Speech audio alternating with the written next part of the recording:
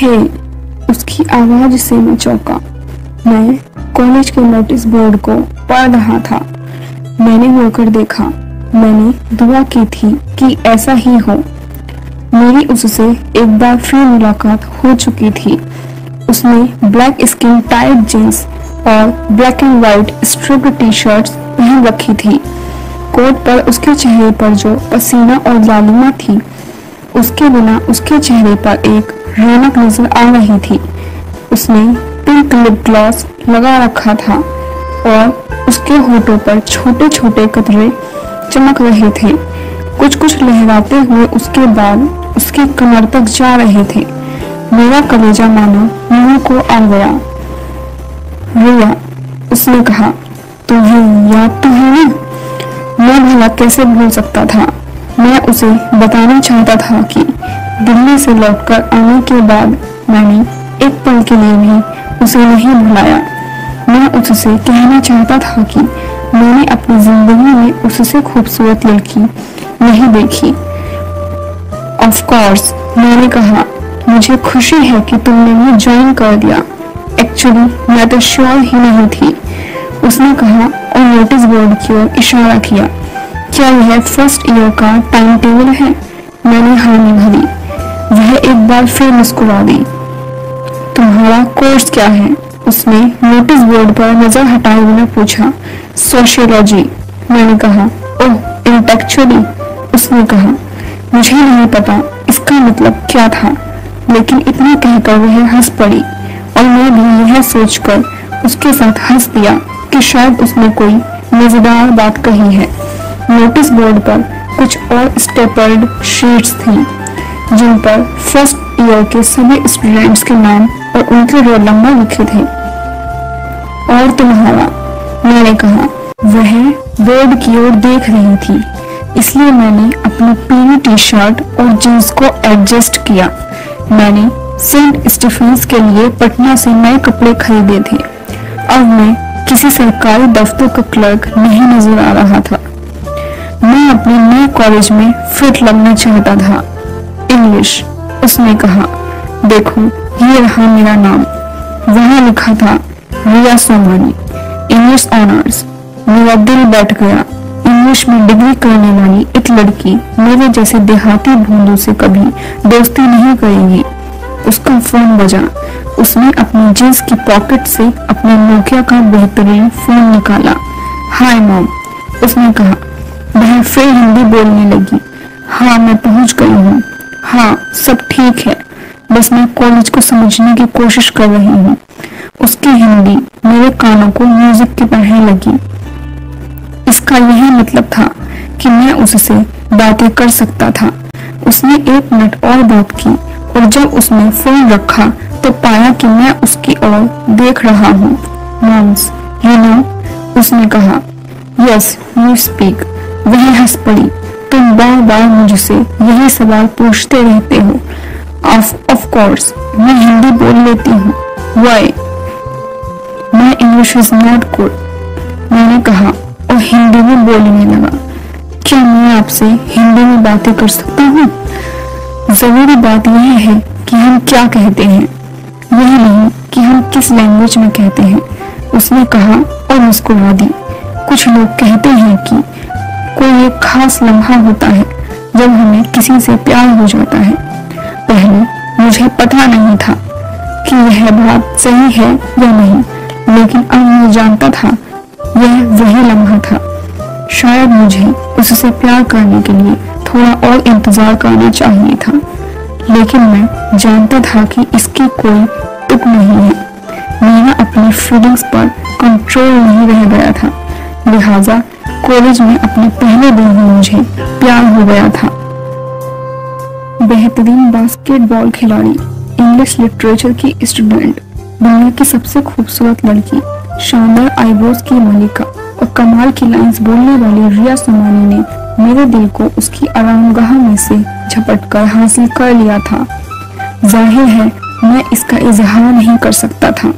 मैं तो मुझ में इतना साहस था और न ही यह कोई बहुत स्मार्ट आइडिया होता।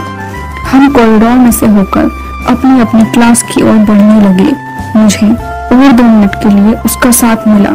तुम्हारी यहाँ किसी से दोस्ती हुई? उसने पूछा। नहीं तो, मैंने कहा।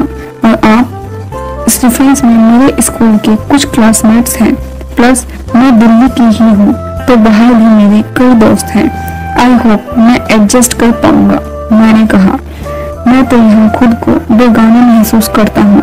ट्रस्ट मी, अपना तो यहाँ किसी को भी नहीं लगता। उसने कहा।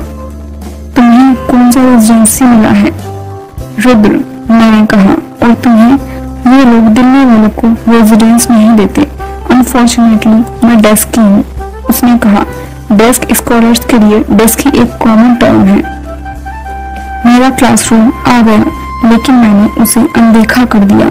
मैं उसका क्लासरूम आने तक उसके साथ चलना चाहता था। ओह, ये रही मेरी क्लास, उसने कहा। और तुम्हारी? मैं ढूंढ लूंगा। गो अहेड, मैंने कहा। वह मुस्कुरा दी और मुझे गुड बाय बेब्स किया। मैं उससे पूछना चाहता था कि क्या वह मेरे साथ कॉफी पीने चलेगी, लेकिन पूछ न सका। मैं हाफ कोर्ट से लगातार 3 बार बास्केटबॉल को शूट कर सकता था, लेकिन एक लड़की के साथ कॉलेज कैफेटेरिया तक चलने को नहीं कह सका। बास्केटबॉल, अचानक यह मेरे मुंह से निकल गया। व्हाट? मेरे साथ खेलना चाहोगी? मैंने तेजी से खुद को संभालते हुए कहा। तुम्हारे साथ? यू विल किल मी, उसने कहा और हंस पड़ी। मुझे पता नहीं था कि उसे ऐसा क्यों लगा कि मैं ऐसा कुछ करूंगा, और उसे यह मुहावरा क्यों मजेदार लगा। फिर भी मैं उसके साथ हंसी में शामिल हो गया। तुम अच्छा खेलती हो, मैंने उससे कहा। अब हम उसके क्लासरूम के दरवाजे पर खड़े थे। ओके, शायद कुछ दिनों बाद, पहले हम अपनी क्लासेस में सेटल हो जाएं, उसने कहा। You are good, really good, उसने टॉवल से अपना चेहरा पोंछते हुए कहा। हमने एक हाफ कोर्ट गेम खेला था। मैंने उसे 20-9 से हरा दिया था। मैं तो होपलेस हूँ, उसने कहा और पानी की बोतल से घूंट पिया। उसने एक फिटेड स्लीवलेस व्हाइट टॉप और पर्पल शॉर्ट्स पहने थे। ऐसी बात नहीं है, बस तुम्हें थोड़ी प्रैक्टिस की जरूरत है, मैंने कहा। पानी पीकर उसने खाली बोतल को हिलाया। मुझे तो और प्यास लग रही है, उसने कहा। कैफे, मैंने कहा। उसने मेरी तरफ कुछ हैरत से देखा। मैंने अपने चेहरे पर कोई भाव नहीं आने दिए। कैफे में अच्छा फ्रूट जूस मिलता है, मैंने मासूमियत से कहा। कैफेटेरिया स्टूडेंट से भरा हुआ था। लंच ओवर होने के कारण हमें टेबल मिलने में 5 मिनट लग गए। कैफे में जूस नहीं था, लिहाजा रिया को लेमनेड से ही संतोष करना पड़ा। मैंने मिल्स और कोल्ड कॉफी मंगाई। मैंने रियलाइज किया कि हम दोनों को ही बातचीत शुरू करने में दिक्कत आती थी। मैं इसलिए बातचीत की शुरुआत नहीं करता था, क्योंकि मुझमें कॉन्फिडेंस नहीं था और वह जहां तक मुमकिन हो चुप ही रहना पसंद करती थी। साइलेंट रिया, मैं उसे इसी नाम से पुकारना चाहता था। वेटर आया और हमें हमारा खाना दे गया। बिहार में हम आलू चाप बनाते हैं, जिसमें हम कभी कभी कीमा भी भर देते हैं। यह मिल्स भी वैसा ही है, मैंने कहा। बिहार कैसा है? मैं कभी वहां नहीं गई, उसने कहा और अपने लेमनेड को सिप करने के लिए स्ट्रॉ से अपने होंठ लगा दिए। दिल्ली जैसा तो बिल्कुल नहीं, सिंपल, बहुत सारे धान के खेत और पटना जैसे शहरों को छोड़ दे तो पीसफुल। मुझे पीसफुल जगहें अच्छी लगती हैं, उसने कहा, लेकिन वहाँ बहुत प्रॉब्लम्स भी हैं। लोग एजुकेटेड नहीं हैं, वायलेंस बहुत है। तुमने तो सुना ही होगा, पुअर एंड बैकवर्ड स्टेट, जैसा कि लोग कहते हैं। रिया ने कहा, रिच और बैकवर्ड भी तो हुआ जा सकता है। 2 मिनट तक अजीब सी खामोशी पसरी रही। साइलेंट रिया और डरा हुआ माधव। तुम तो दिल्ली में अपनी फैमिली के साथ रहती हो? हाँ, एक बड़ी फैमिली, पेरेंट्स, अंकल्स, कजिन्स और एक भाई। तुम्हारे पेरेंट्स क्या करते हैं? मैंने कहा। लड़के को लड़की से इंटरेस्टिंग बातें करनी चाहिए, लेकिन मेरे जैसे लूजर को इस मामले में न के बराबर तजुर्बा या महारत थी। Family business, real estate and infrastructure. तुम रिच हो ना? मैंने कहा। इडियट माधव, उसे इससे बेहतर कोई दूसरी बात नहीं सूझी थी। वह मेरे इस डायरेक्ट सवाल पर हंस पड़ी। पैसों के मामले में रिच या फिर माइंड के मामले में, ये दोनों अलग अलग चीजें हैं। रिच यानी पैसे वाला होना। अनफॉर्चुनेटली हाँ। अनफॉर्चुनेटली क्यों? सभी पैसे वाला होना चाहते हैं। रिया ने कहा। हाँ शायद, लेकिन मुझे इससे दिक्कत होती है। प्लस पैसे के लिए अंधी दौड़ और उससे जुड़ी हुई आपकी पहचान, मैं इस सब को समझ नहीं पाती। मैं समझ गया कि मेरी और उसकी दुनिया अलग अलग है। शायद मुझे उसके बारे में सपने संजोने बंद कर देने चाहिए। प्रैक्टिकली, लॉजिकली, रेशनली, किसी भी तरह से इसमें कोई सेंस नहीं था।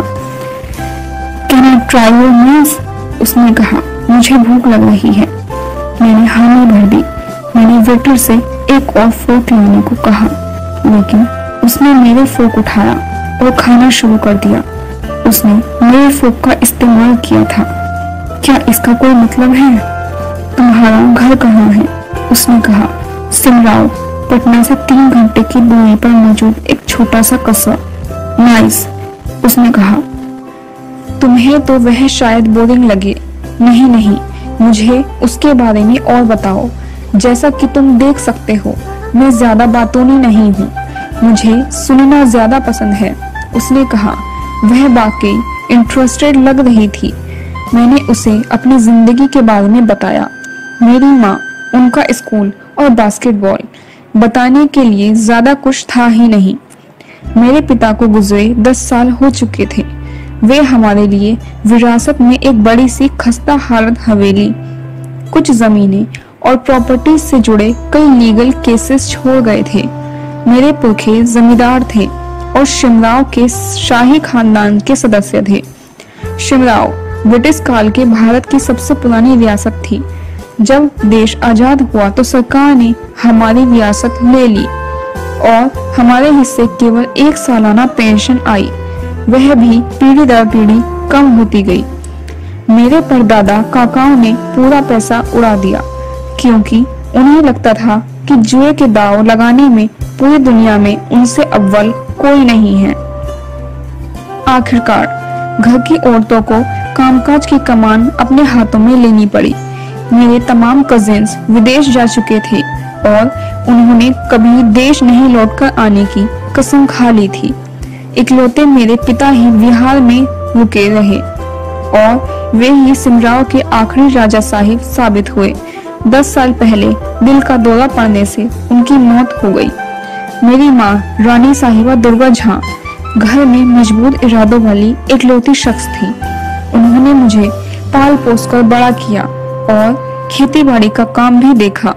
उन्होंने शिमराव रॉयल स्कूल भी खोला, जिसमें आसपास के गांवों के कोई 700 बच्चे पढ़ते हैं।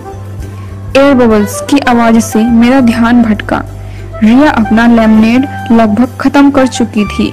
मैंने रियलाइज किया कि मैं पिछले 10 मिनट से नॉन स्टॉप बोले जा रहा था। मैं तुम्हें बोर कर रहा हूँ ना? मैंने कहा। मैंने तय कर लिया था कि अब मैं कुछ मिनटों तक चुप्पी साधे रहूंगा। अब साइलेंट रिया की बोलने की बारी होनी चाहिए। बिल्कुल नहीं, मैं मुस्कुरा दिया। अब तुम बोलो। अगर तुमने मुझे इसी तरह बोलने रहने दिया तो मैं तो कभी चुप ही नहीं होऊंगा। रिया ने कहा। ओके, बट वेट, टेक्निकली तुम एक प्रिंस हो, है ना? या शायद तुम किंग हो, राजा साहिब। मैं हंस पड़ा। अब कोई राजा या राजकुमार नहीं बचे हैं। अब तो केवल अनपढ़ देहाती ही उनके बारे में बात करते हैं। लेकिन वे बात तो करते हैं ना? सीरियसली, तो क्या मैं एक प्रिंस से बात कर रही हूँ? क्या वो लोग तुम्हें राजा कहकर पुकारते हैं?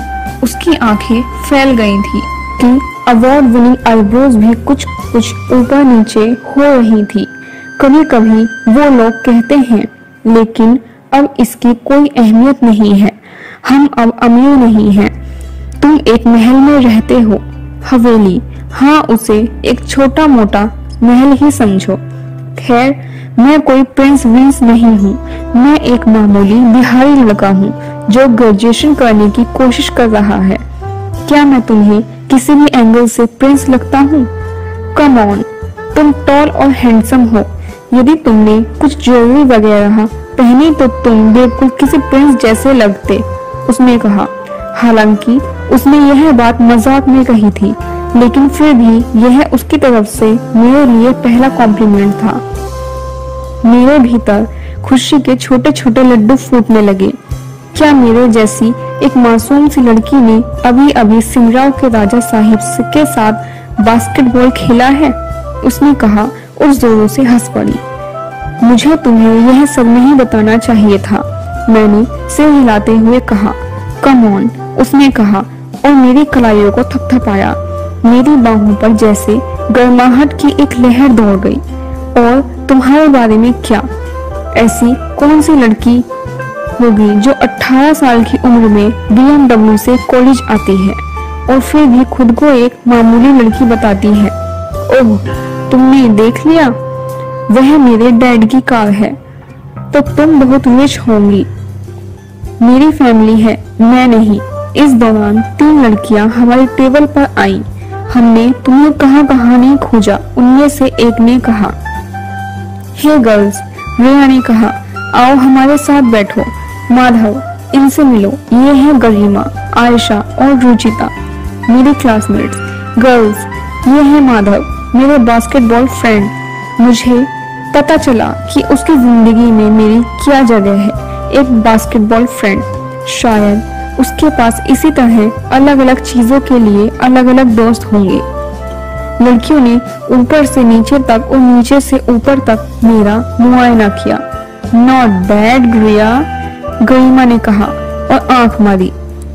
लड़कियां हंस पड़ी और हमारे साथ बैठ गई। तुम कॉलेज टीम में हो? रुचिता ने मुझसे पूछा। उसने अपने सिर पर लाल काला दुपट्टा बांध रखा था। मैंने सिर हिला दिया। मैं उनसे उसने अपने सिर पर लाल काला रुमाल बांध रखा था। मैंने सिर हिला दिया। मैं उनकी इस बोल्ड बेतकल्लुफी से नर्वस था। माधव स्टेट लेवल पर खेल चुके हैं, रिया ने कहा और मेरी तरफ गर्व से देखा। वाओ, सभी लड़कियों ने एक स्वर में कहा। क्या आप कुछ ऑर्डर करना चाहोगी? मैंने इंग्लिश में कहा। तीनों लड़कियां पहले तो चुप हो गईं और फिर एक साथ हंस पड़ी। मैं समझ गया कि वे मुझ पर हंस रही हैं। मैंने इंग्लिश में वह वाक्य कुछ इस तरह से बोला था। Would you like to order anything? मुझे पता नहीं था कि इस तरह से इंग्लिश बोलने का इतना बड़ा गुनाह साबित हो जाएगा। What happened? मैंने कहा। Not a thing, गरिमा ने कहा और उठ खड़ी हुई। थैंक्स माधव, हमने अभी लंच किया है। हे रिया, लेट्स कैच अप लेटर। तीनों लड़कियां चली गईं। हमने उन्हें गुड बाय वेव किया। क्या हुआ रिया? मैंने क्या कहा? दे आर डिड्जी, फॉरगेट देम, उसने कहा। डिड्जी, सिली एंड स्टूपिड। एनीवे, अब मुझे भी चलना चाहिए। मेरा ड्राइवर आ गया होगा। हम कैफेटेरिया से निकलकर मेन गेट तक आए। वहां उसकी डार्क ब्लू BMW उसका इंतजार कर रही थी। तो मैं तुम्हारा बास्केटबॉल फ्रेंड हूँ। जैसे ही हम कार के पास पहुंचे, मैंने कहा। वेल हाँ, और मेरे लेमनेड और मून्स फ्रेंड भी। टी फ्रेंड बनने के बारे में क्या ख्याल है? श्योर। वह कार में बैठ गई। उसने गुड बाय कहने के लिए खिड़की का शीशा नीचे किया। या फिर मूवी फ्रेंड? क्या? इस बारे में सोचना पड़ेगा। क्या सोचना पड़ेगा? यही कि अगर मैंने ना कह दिया तो कहीं शहजादे साहब मुझे सजाए मौत न सुना दे। मैं हंस पड़ा। हो सकता है। सी यू लेटर प्रिंस, उसने कहा। कार चल दी। पता नहीं मैं सचमुच का प्रिंस था या नहीं, लेकिन मुझे तो अपनी प्रिंसेस मिल गई थी।